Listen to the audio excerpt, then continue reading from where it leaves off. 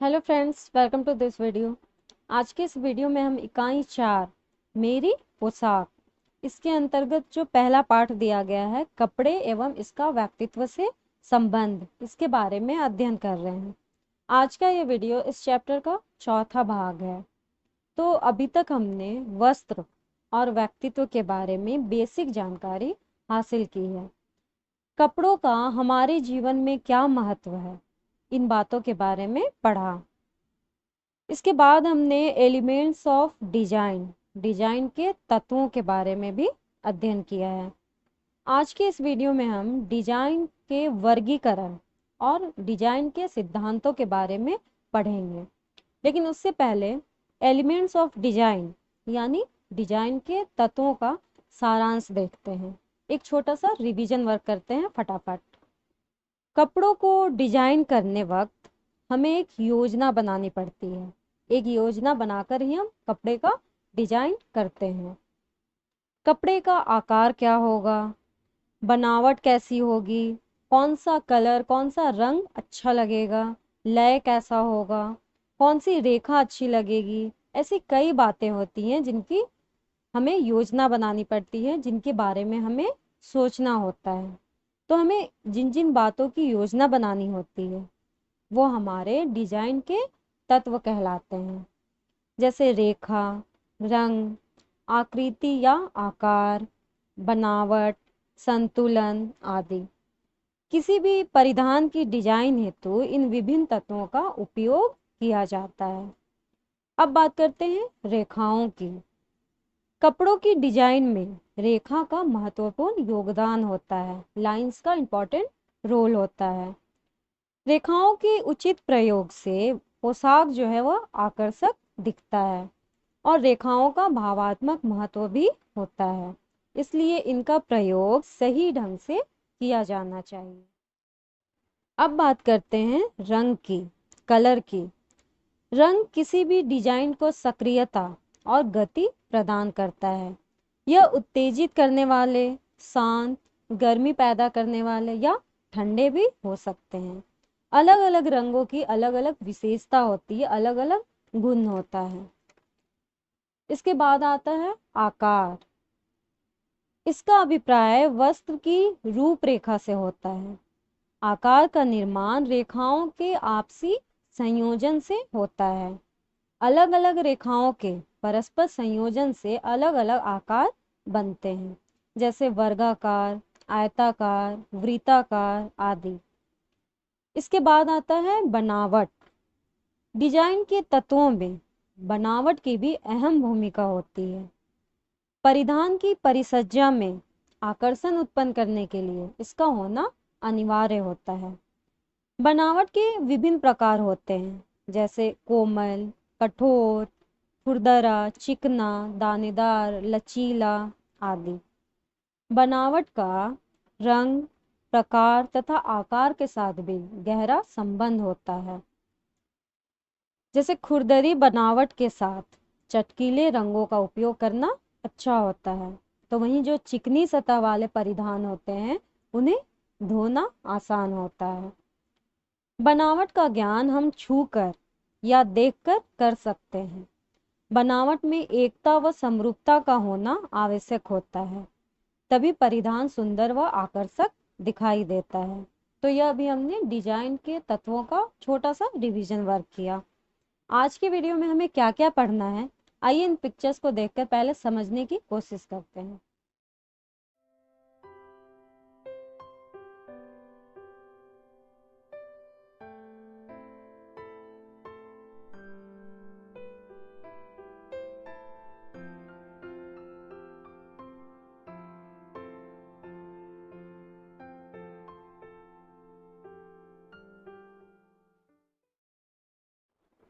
तो आज के इस वीडियो में हम सबसे पहले पढ़ेंगे डिजाइन का वर्गीकरण और उसके बाद हम डिजाइन के सिद्धांतों के बारे में अध्ययन करेंगे। क्लासिफिकेशन ऑफ डिजाइन, डिजाइन का वर्गीकरण।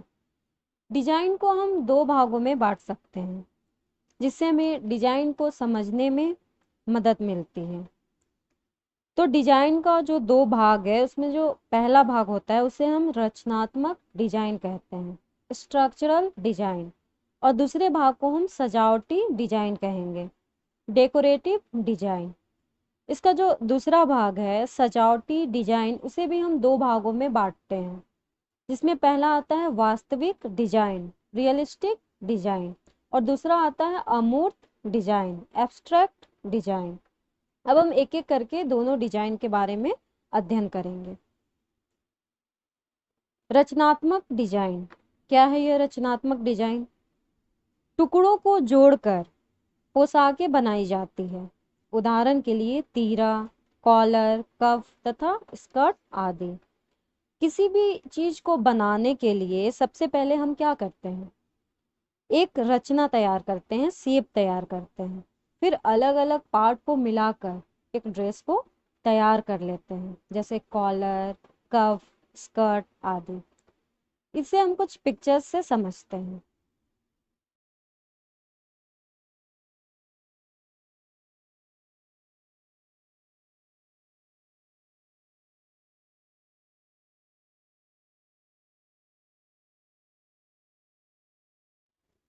तो अभी आपने देखा कि कपड़ों के अलग अलग पार्ट को, अलग अलग भाग को मिलाकर एक रचना तैयार कर लिया गया।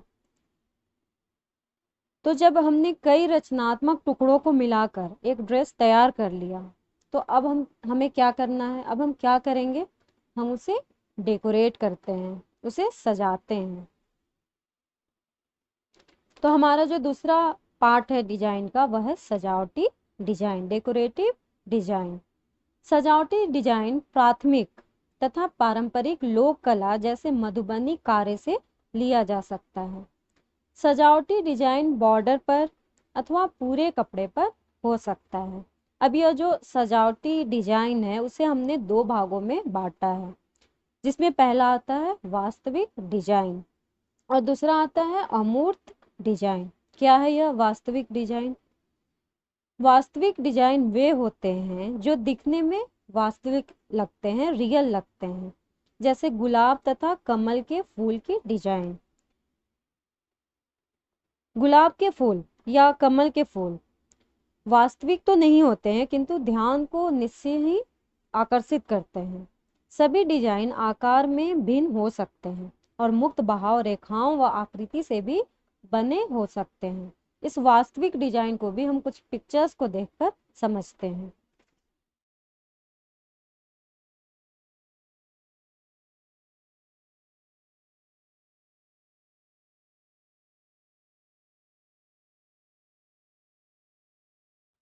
तो अभी आपने जो पिक्चर्स देखे उसमें जो डिजाइन बनाया गया है वह था वास्तविक डिजाइन। इसके बाद आता है अमूर्त डिजाइन। यह डिजाइन स्वतंत्र रूप से बनाया जाता है। इसमें रेखाओं तथा आकारों की पुनरावृत्ति हो सकती है। इसमें जो डिजाइन बनता है वह स्वतंत्र रूप से हम कोई भी डिजाइन बना सकते हैं, दिखा सकते हैं। इसे भी कुछ पिक्चर्स से समझते हैं।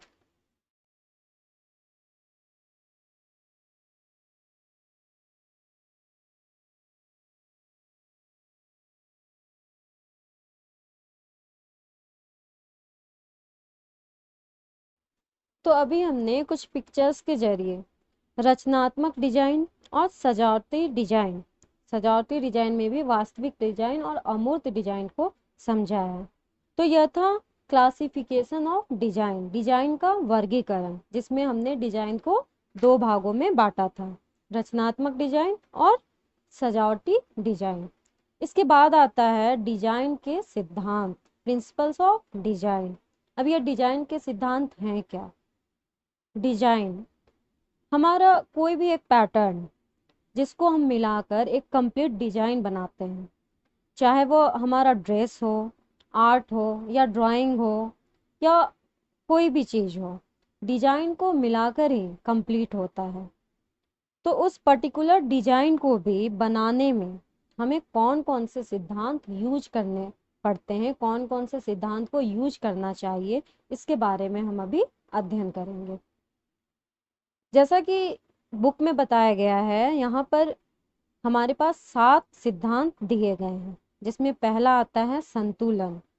संतुलन को दो भागों में बांटा गया है, औपचारिक संतुलन और अनौपचारिक संतुलन।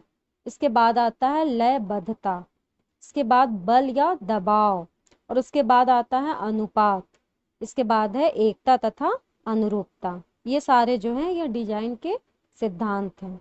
अब हम एक एक करके इन सभी सिद्धांतों के बारे में अध्ययन करेंगे, लेकिन उसके पहले आइए इन पिक्चर्स को देखकर इसे प्रैक्टिकली समझने की कोशिश करते हैं।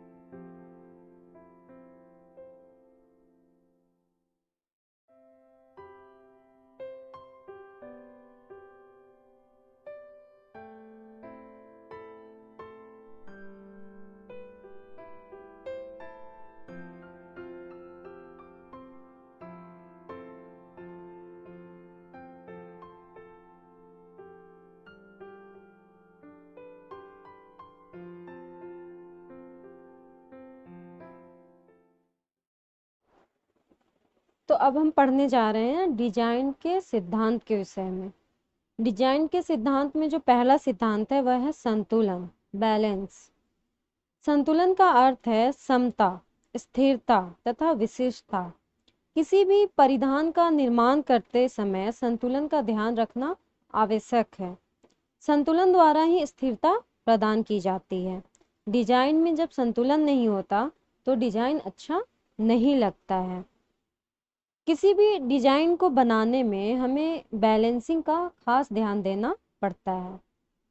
हम चाहे जो भी डिजाइन कर रहे हैं उसे बैलेंस फॉर्म में रखना बहुत ही जरूरी होता है, नहीं तो हमारा जो भी परिधान बनेगा वो सही नहीं बनेगा। संतुलन भी जो है वह दो प्रकार के होते हैं, औपचारिक संतुलन और अनौपचारिक संतुलन। क्या है यह औपचारिक संतुलन? औपचारिक संतुलन क्रमबद्ध संतुलन होता है। इस संतुलन में वस्त्र के दोनों भागों में समान भार का आकर्षण होता है। जो वस्त्र आप डिजाइन कर रहे होते हैं उसके दोनों भाग में समान आकर्षण, समान डिजाइन होता है। फिर आता है अनौपचारिक संतुलन। इस संतुलन में वस्त्र के दोनों ओर समान क्रमबद्धता नहीं पाई जाती है और न ही समान आकर्षण होता है। असमान रंगों तथा डिजाइन से ऐसा तालमेल बनाया जाता है कि वह संतुलित दिखाई देता है। तो यह है अनौपचारिक संतुलन। इसमें जो आप डिजाइन बना रहे हैं उसमें वस्त्र के दोनों साइड में अलग अलग कलर होंगे, लेकिन वो देखने में संतुलित दिखेगा। जैसा कि कोई भी आप लाइन ड्रॉ करते हैं, शर्ट पर बटन लगाते हैं, जेब लगाते हैं, जेब बनाते हैं, तो हम हमेशा किस तरीके से देखते हैं कि वो कितना बैलेंसिंग फॉर्म में होता है। वो जितना संतुलित रहेगा या जितना असंतुलित रहेगा हमारा ड्रेस जो है वो उतना ही प्रॉपर दिखेगा। जितना वो संतुलित होगा उतना ही हमारा ड्रेस प्रॉपर बनेगा। इसके बाद आता है लयबद्धता। लय का अर्थ है गति, अर्थात दृष्टि एक छोर से दूसरे छोर तक बिना बाधा के घूम सके। परिधान में किनारे, कंधे, कॉलर, गला सबसे पहले आकर्षित करते हैं। यदि ये रेखाएं अव्यवस्थित हो तो पहनने वाले का व्यक्तित्व भी नहीं उभरता है। लयबद्धता निम्नलिखित उपायों से की जा सकती है। हम अपने कपड़ों में लयबद्धता कैसे ला सकते हैं? तो कला तथा डिजाइन के विभिन्न सिद्धांतों से कपड़ों की सुंदरता और आत्माभिव्यक्ति का सही चयन हो सकता है। कपड़ों की सुंदरता को बढ़ाने के लिए रंगों तथा डिजाइन का उचित चुनाव आवश्यक है। पहनावा ऐसा होना चाहिए जिससे कि पहनने वाले का व्यक्तित्व उभर कर सामने आए।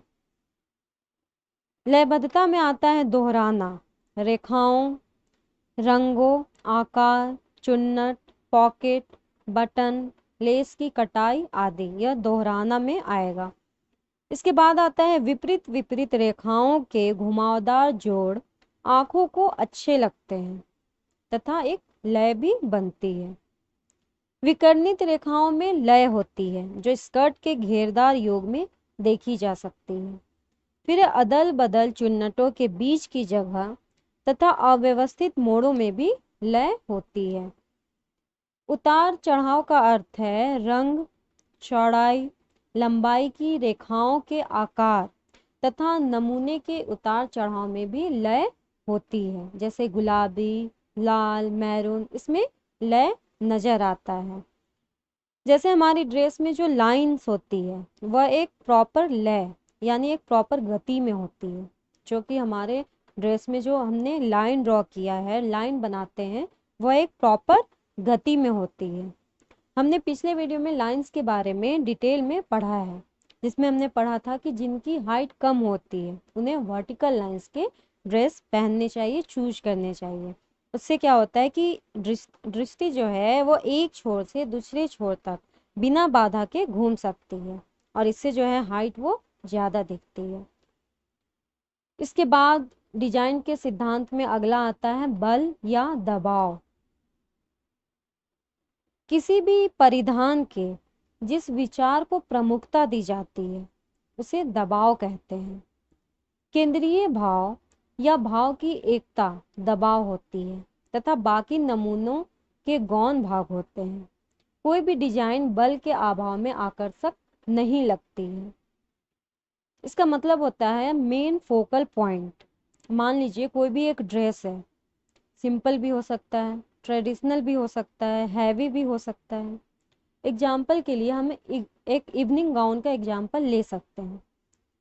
मान लीजिए वह जो है वह साटन में है और टॉप से बॉटम तक एक फ्लो में है और बिल्कुल ही प्लेन है, लेकिन हम उसे आकर्षित बनाने के लिए सुंदर सा एक फूल उसके शोल्डर पर या फिर टम्मी के पास लगा देते हैं, तो वह जो डिजाइन का पार्ट होता है वह ध्यान को आकर्षित करता है।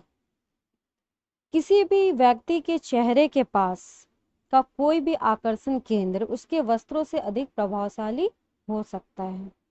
उदाहरण के लिए एक सस्ते तथा सादे कपड़े की सिलाई कुर्तों पर विरोधी रंग के गले में पाइपिंग लगाई जाए तो इस प्रकार कुर्ते के गले पर बल दिया जाता है, क्योंकि हमारी नजर सबसे पहले उस पाइपिंग पर जाती है।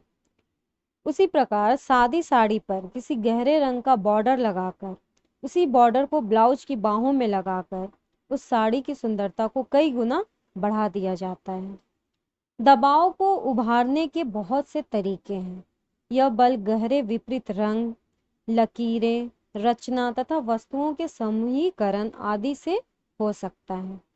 दबाव से डिजाइन के आकार व आकृति पर दृष्टि आकृष्ट होती है। तो यह था बल या दबाव। इसके बाद जो डिजाइन के सिद्धांत में आता है वह होता है अनुपात। डिजाइन में समानुपात का सिद्धांत शेष सभी सिद्धांतों से अधिक है। समानुपात के सिद्धांत के अनुसार किसी भी पोशाक के विभिन्न भागों के बीच अनुपात हो जिससे पोशाक सुंदर व आकर्षक लगे। वस्त्रों में ठीक माप व अनुपात द्वारा ही उन्हें आकर्षक बनाकर व्यक्तित्व को आकर्षित बनाया जा सकता है। उदाहरण के लिए किसी कमीज की बाहें उस कमीज के माप के अनुपात में न हो तो भद्दी लगेगी। इसी प्रकार कमीज की चौड़ाई लंबाई की अपेक्षा बहुत अधिक होने पर भी वह आकर्षक नहीं लगती है। कपड़े के डिजाइन में भी अनुपात का समान होना आवश्यक है, क्योंकि अनुपात के अभाव में डिजाइन सुंदर नहीं लगता। अतः कपड़े से पोशाक सिलवाते समय अनुपात का ध्यान रखना अत्यंत आवश्यक होता है। मतलब किसी भी चीज का लाइंस के वे में, कटिंग के वे में या फिर साइज के वे में एक सही अनुपात हो। जैसा हम अपनी ड्रेस में बटन लगवाते हैं, बटन होल बनवाते हैं, ये सब जो है वो अपने ड्रेस के अनुपात को देखते हुए ही करते हैं, ताकि जो हमारा ड्रेस बनकर तैयार हो वह अच्छा लगे, आकर्षित लगे। इसके बाद आता है अगला सिद्धांत, वह है एकता तथा अनुरूपता। डिजाइन के सभी मूल तत्वों यानी रेखाएं, आकृतियां, रंग, रचना आदि पहनने वाले व्यक्ति तथा जिस अवसर पर उसे पहनना हो एक साथ चले तथा व्यक्तित्व गुण अथवा अवसर के अनुरूप हो तो ऐसे डिजाइन को सुगठित डिजाइन कहते हैं। अतः किसी भी नमूने में एकता होना बहुत आवश्यक है। किसी भी नमूने के सभी भागों का सही संबंध समन्वय कहलाता है।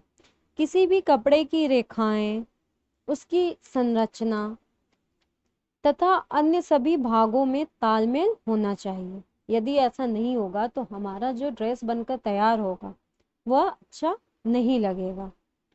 वे एक दूसरे से संबंधित होना चाहिए। जब रंगों, डिजाइन, संरचना और रेखाओं में सामंजस्य हो तो वह पूरा समन्वय हो सकता है। इसका परिणाम होगा सुंदरता, शांत तथा सौम्यता। परिधान के प्रत्येक भाग का चयन दूसरे भागों से मिलता होना चाहिए। गर्मी का एक चुस्त सलवार कमीज, कोमल चांदी के आभूषण, छोटे बैग तथा सहज बांधे हुए बालों के साथ अच्छा समन्वय स्थापित होता है। यह एक एग्जाम्पल दिया गया है। तो इस तरह हमारा जो यह पाठ है वस्त्र तथा इसका व्यक्तित्व से संबंध अब समाप्त होता है। पाठ के आखिरी में एक झलक दिया गया है, आइए उस पर भी एक नजर डालते हैं।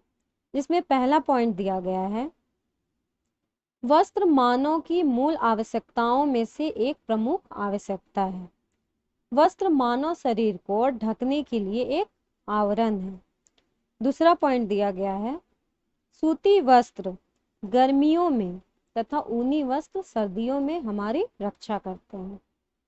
रंगों की उचित व्यवस्था के लिए कला के तत्वों का ज्ञान होना आवश्यक है। जब तक हमें कला के तत्वों का ज्ञान नहीं होगा हम रंगों का सही उचित इस्तेमाल नहीं कर सकते हैं। रंग अपने प्रभाव के अनुसार ठंडे या गर्म होते हैं। प्राथमिक रंग 3 होते हैं, कौन कौन से? लाल, पीले और नीले। नीला हरा, नीला बैगनी और बैगनी ठंडे रंग होते हैं।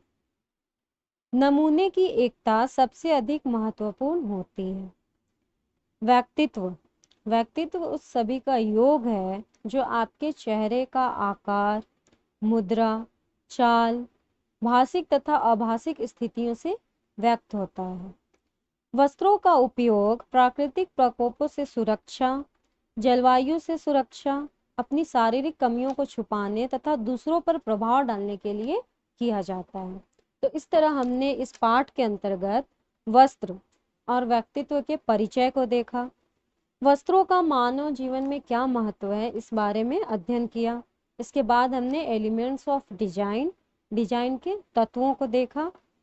उसके बाद हमने डिजाइन का वर्गीकरण देखा, क्लासिफिकेशन ऑफ डिजाइन, जिसमें हमने डिजाइन को 2 भागों में बांटा है, रचनात्मक डिजाइन और सजावटी डिजाइन। इसके बाद हमने डिजाइन के सिद्धांत को देखा जिसमें हमने संतुलन के सिद्धांत को पढ़ा। संतुलन में भी 2 सिद्धांतों को पढ़ा, औपचारिक संतुलन और अनौपचारिक संतुलन। इसके बाद हमने लयबद्धता के सिद्धांत को देखा। इसके बाद बल या दबाव के संतुलन को पढ़ा, फिर अनुपात के संतुलन को और आखिरी में हमने एकता तथा अनुरूपता के सिद्धांत को पढ़ा। इस प्रकार हमारा यह पाठ वस्त्र एवं इसका व्यक्तित्व से संबंध अब समाप्त होता है।